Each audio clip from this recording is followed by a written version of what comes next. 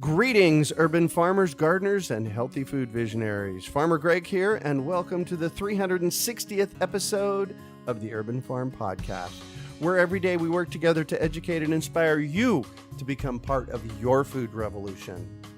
Hey, Urban Farm Podcast listeners, we want to know what you think about our podcast. You've been listening to me for almost 3 years now, and I want to hear from you. I have some very specific questions, including what you like about our podcast and where we should be going next.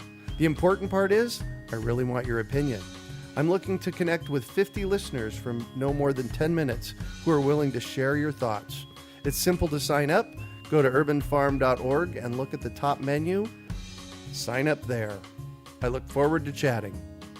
In nature, we don't find closed loop systems. We find circular systems where energy and resources are part of a loop, repeating itself endlessly and sustaining those systems. Growing food should be a circular system too, and aquaponics is a perfect example. Aquaponics uses natural cycles where fish feed plants and plants feed fish. Let us teach you how to start your own fish-powered garden in a few easy steps. Just text GROWFISH to 33444 or visit iwanttogrowfish.com. and you'll receive our free webinar on how to grow your own fish-powered garden. Today on our podcast, we have someone who builds the local food system through community markets. We're talking with Sara Matlin about selling at farmers markets. A native to the Phoenix area, Sara is passionate about building community and supporting local businesses. Every Saturday, you can find her running the Downtown Phoenix Public Market, managed through Community Food Connections, a nonprofit organization. This open-air market is open rain or shine year-round. When she's not busy coordinating vendors or taking farm tours, she's hiking outdoors and exploring the small towns of the Southwest. Welcome to the show today, Sara. Are you ready to rock the farmers market? Absolutely. Excellent. So I shared a bit about you. Can you fill in the blanks for us and share more about the path you took to get where you're at today? Sure. Well, I definitely did not imagine that there was even really that role out there of being a farmer's market manager. As you mentioned, I'm from Phoenix and I absolutely love the Southwest. I had gone away for school, I've traveled a bit, and of course I came home to Phoenix. And I just really began working with small businesses and really helping small businesses build their brand and find different platforms. And I found myself working for some local chefs. I was also working with Aaron Chamberlain, so the chef who has the cafe at the Phoenix Public Market. Oh, yes. I was working hand in hand with the market manager at the time, and she was moving on, and the role at the market was changing into a full-time position. And it just kind of clicked that really was in line with what my passions were and what I had been already working on. It just kind of opened up, and I went for it. So here I am. Nice. So you stumbled into it. In a way, yeah. Sweet. So what does your week look like running a farmer's market? It's busy. A lot of people always are like, oh, you work during the week. It's not just Saturdays. There's a lot that goes on behind closed doors,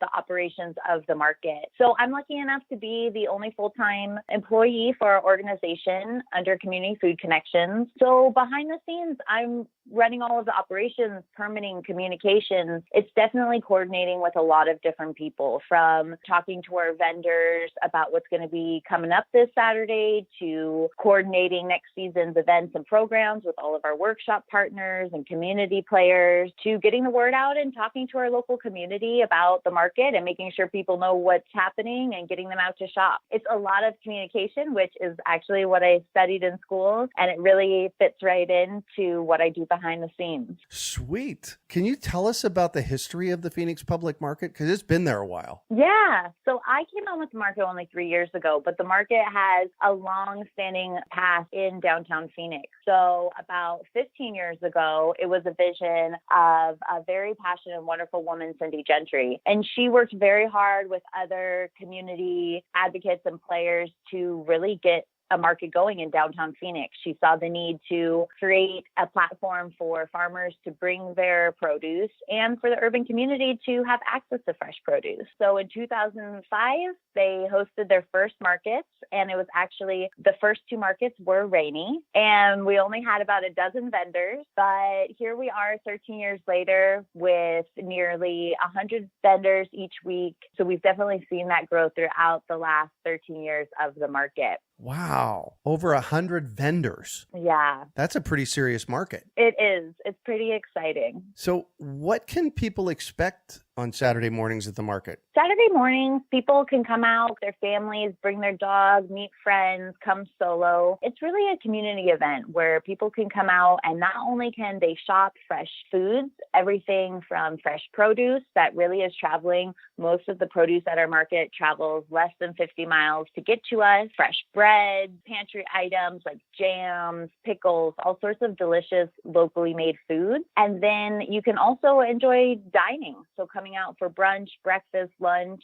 and eating hot prepared foods, different foods such as Argentinian empanadas to burritos. Of course, you can't forget all of our artisan vendors. So coming out and seeing locally made wares, finding artisan crafted teas and different things like that. Our market definitely hosts a range of businesses, but we definitely do focus on food. So people can really plan to come out and enjoy some local shopping and some local dining. And this particular market is unique in that it is in the parking lot of a really cool restaurant. Yeah, so as I mentioned earlier, Aaron Chamberlain, Chef Chamberlain, he owns the cafe at Phoenix Public Market. So it is a restaurant that is on our property at the Phoenix Public Market. And so we share this beautiful space. And his chefs are wonderful. They come out, they use our farmers' produce, especially the time that I was working with him. We just have a really nice working relationship. It's great to have such a strong community partner right there with us who really has the same goals and missions in mind.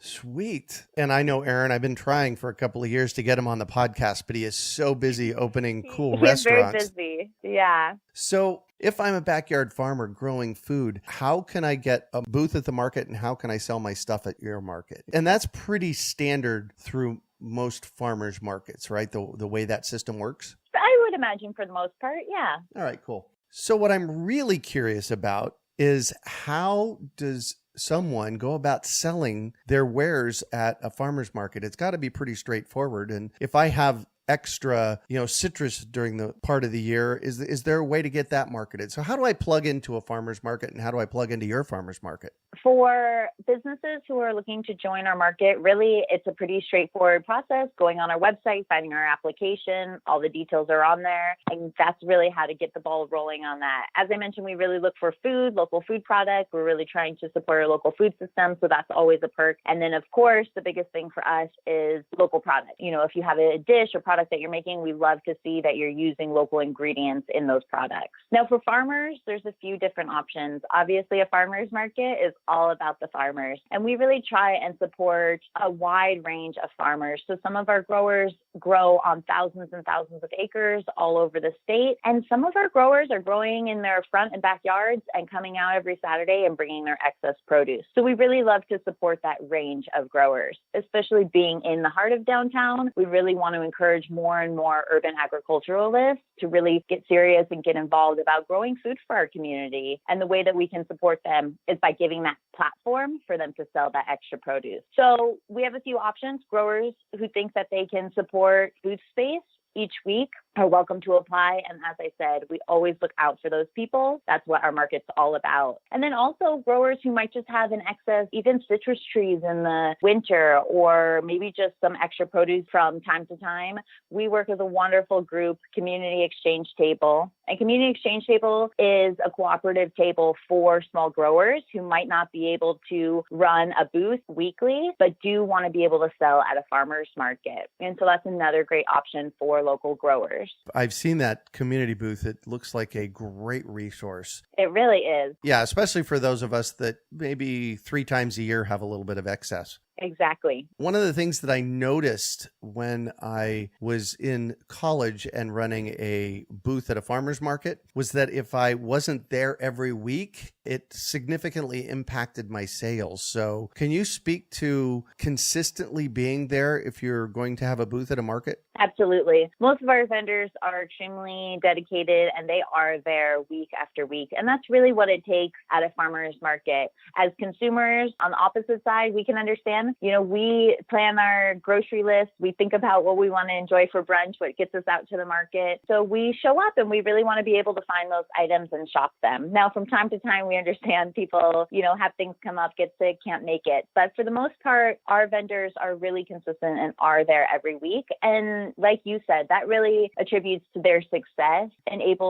their ability to build clients who come to them week after week, to really be sharing their product and to be dependable so people know that they can come out and they can shop those things. Because really being a shopper at the market, it is definitely something that becomes part of someone's routine. And our market does provide groceries. And so we want people to be able to come out and find those items that they need in order to cook at home. So definitely being consistent and being able to provide that for people and people can depend on you and your product, that's definitely a huge part of it. As I said, when I was in college in 2002, 2003, I was farming my front and backyard and hitting the farmer's market. When I missed a week, it significantly impacted my sales. Absolutely. Yeah, if you are thinking about selling at a farmer's market, it's an application process. And then what does it cost? So our market has an annual fee for the year. So it's almost like a membership. That is $96. So it comes out to $8 a month. And then we go off of 10% of daily sales. So whatever you make, you pay at the end of the market. That works well for new businesses starting out. It might be the first time that they're ever selling their tortillas at a market or a jar of peanut butter at a market, to businesses who are longstanding and, know how much product to bring each week and know what to expect. It really supports a whole range of businesses. Cool. And I just want to point out the community booth again, because this is such an incredibly cool idea. If you, have a few things here and there, there's a process to apply with them to sell your stuff, correct? Absolutely. And like you were saying too, that idea of being consistent. Not everybody can stay consistent or dedicate every single Saturday. A lot of people at our market, they also are working full-time jobs during the week. So the community table is really great because you can bring them your product and then they can be there all day running the booth and selling it. So community exchange table is really definitely a wonderful resource at the market for growers who are just beginning or don't have that full commitment yet to really be getting into a market and selling their produce. Right. And do you happen, I'm going to put you on the spot here, do you happen to know their website so we can send people there to check out the model? I always send people to Facebook. I know if you just search Community Exchange Table on Facebook, they'll come right up in their contact information. So I know that is a really easy place to find them. So if you're in the Phoenix metropolitan area and want to plug into the community exchange table, go to Facebook. If you want to know what their model is for your area, go check out their Facebook page. And maybe, if you don't have one in your area, start one. Tell everybody how well they do, because it seems like they are rocking it every time I look at the table. Yeah, Community Exchange Table is definitely always busy. They really bring a lot of wonderful local products. So things that people maybe aren't as familiar as seeing, like prickly pear fruit and cactus barrel fruit and all sorts of different really native plants and fruits and things like that. So they always have some really great diverse products there that are kind of exciting. And it's always nice to be able, the great thing about the market at any booth that you might find yourself at is that you can actually talk to the producer, the grower. You can find out, how would you cook this? How would you store this? How long should this last? So those things are always really exciting to be able to have that engagement with your producer and to actually be able to talk to that person. So that's exciting at the Community Exchange Table and at all of the booths at the Phoenix Public Market. Beautiful. So you've been there for 3 years and this market has a 15-year history. What are the impacts of shopping at your local farmers market? What are you seeing out in the community? What difference is it making? The impact of the Phoenix Public Market has been tremendous to see. Even before I was working for the market and with the market, I was shopping. This is my community market. So I live in the neighborhood and I've been shopping there for years. And just to be able to have a place where you can actually go buy local products, where you can see the food chain, you understand that this jam was made from berries that farmer had last, season. That connection is so important to understand what you're consuming, what you're buying, and then where your dollars are going. We get to choose as consumers how we spend our dollars, and that is a huge power that we have. And so to be able to spend that locally is so valuable. That money stays in our community. These are people's livelihoods, their businesses. These are our neighbors. This is our community. And so we actually have that choice to support it, to support our local growers, rather than going to Safeway or other stores that are bringing produce in from all over the country, the world. We can actually buy produce that has been grown in our neighborhoods. And that is the true value of shopping at a market. That is just so important. It's really that power and impact that we can have as individuals. Wow, you're not passionate about that, are you? Not at all. We could hear the passion in your voice. That was epic. Well, it's true, that value is there, and it's important that we make those decisions. I so agree with that. So I'm going to shift on you, and I'd like for you to talk about a time you failed, how you overcame that failure, and what you learned from it. Sure. I think that a failure of mine was coming into this role, managing the Phoenix public market, and thinking that I had a greater understanding than I truly did of our local food systems and the issues that were plaguing our local farmers. I think that I thought they were more straightforward and that they were the same for all of our growers, issues with water or different things that I thought I understood. And I quickly learned that the issues and the problems and the challenges are so much greater than I could even understand, so much more diverse than I realized. And it's been such a treasure to be working at the Phoenix Public Market and to be working with all of the growers. We have over 10 local growers, and to just see how diverse it is to be growing in the desert and each individual challenge that our growers face and their passion and their hard work that keeps them doing this, even though it is so tough. And to see new and young growers who, even knowing the challenges, are ready to take it on right here in the desert and in our community. So it's been a huge learning curve already, and I'm excited to see how much more I can learn in this role. I'm just constantly trying to educate myself and talk to the people around me and go out for farm tours. And I've always been working with small businesses and understanding more the marketing side and the community building and all of that. And so it's definitely been a tremendous learning curve to start to really even dive into and understand what is going on in our community in terms of food systems and our local agriculture. You mentioned challenges. What are the challenges of running a farmer's market? Challenges for running a farmer's market, I would say definitely, I'm always trying to build our community. So we have such a strong, wonderful community in Phoenix who comes out and supports the market and has been supporting the market, like I said, for over a decade. But there's so many more people in Phoenix who don't come out to the market and who aren't in touch with that importance and value that that I am so passionate about when it comes to choosing to shop, eat, and really be in your local community. And so that's a huge challenge, always wanting to get the word out. Sometimes I'm amazed when I'm talking to, somebody that I meet in the downtown community that doesn't even know that there's a farmer's market. That always kills me. So of course, luckily, I'm a huge advocate for the market. So I quickly let them know what's going on and, encourage them to come out. But just that connection, really trying to reach people and help to share information about how important it is for people to come out and support all of these wonderful local growers and businesses. So what do you consider your biggest success? I would definitely look at the growth that I've already been able to help support at the market over the last 3 years. It's been huge to see not only the sales growth, but just the morale and the community that we have at the market. Of course, that has been building for a long time. So I'm not taking all of that credit by any means, but it's definitely exciting to see how my efforts and the efforts of just having a full-time manager in this position at the Phoenix Public Market and being able to dedicate so many hours outside of Saturdays to doing all of this work that's just so important, and a lot of this educational components and community building and this small business support. There's so much there. There's so much more that I want to bring and want to do. And it's just exciting to see what I've already been able to accomplish and just to see where we can take that. Well, and congratulations, because I've watched the market since it began. It is thriving these days. And, while there was a lot of people that came before you, the sheer fact that you're running it the way that you're running it is being successful because of that. So congratulations. Well, thank you. You bet.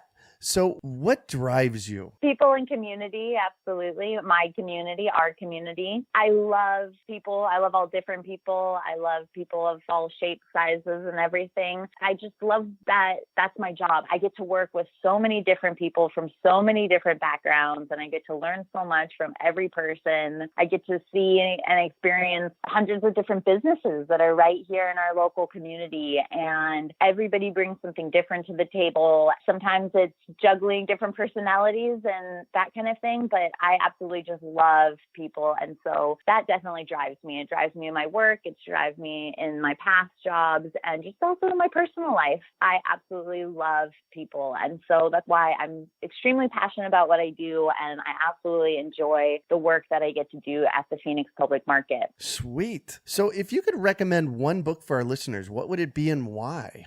Definitely a book that I recommend right and left is actually the Flavor Bible. And it is a wonderful tool to have in your house and in your kitchen, especially when we're talking about shopping at a local farmer's market, like the Phoenix Public Market. We're constantly working and shopping and eating seasonally. We have to think about ways to cook seasonal foods that aren't just the same stir fries over and over, the same salad. So the Flavor Bible is something that I use all the time to just really help drive forward, to think of different flavor combinations, things that I've never tried, and just really diversify how I eat seasonally. So that is a book that I definitely recommend to everybody to have in their kitchen on their shelf if they don't already have it. The Flavor Bible. Yes. I wouldn't have guessed that they, but I guess I could. It makes perfect sense. And my other question for you was going to be, you mean there's more flavors than what I have in my head?